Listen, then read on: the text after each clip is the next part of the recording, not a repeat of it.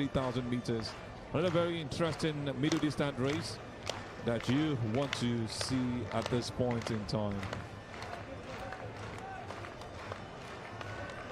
Race has started. We've got Ugandans, we've got Kenyans, we've got Ethiopians in this one.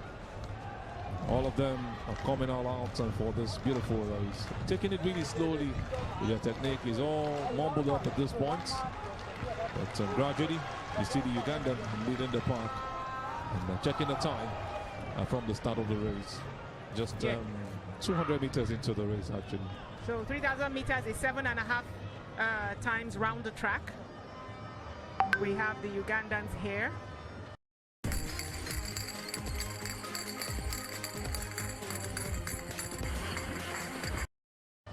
Like I said, for me, whenever I see 3,000 meters, I always think of the Ugandans. So let's see what they can do here. We also have all the other East African countries, the Ethiopians and the Kenyans. I believe we have the South Africans there also. The more the merrier, if you ask me. This time around, they are dominating. You have lots of Ethiopians. You just have a feeling that maybe one of them will come out tops, looking to give the Ugandans a shocker in this particular race. Possible? Yes. One of the things you want to, as a runner, avoid is getting boxed in, because as we saw yesterday with the men, they were boxed in so much that there was so much shoving that people were pushed into the field. So you want to avoid that kind of thing, because somebody could trip you off and you could fall, and then you have to come up. I remember Hassan did that in one Olympics, and she came back to actually win that heat.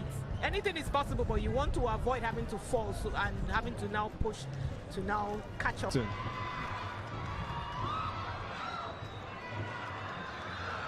waiting for the bell to ring, and you will see the base from the others. The Ethiopians are taking over.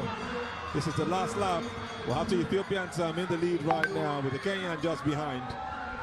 It makes it even more competitive. The Ugandans have gone really behind.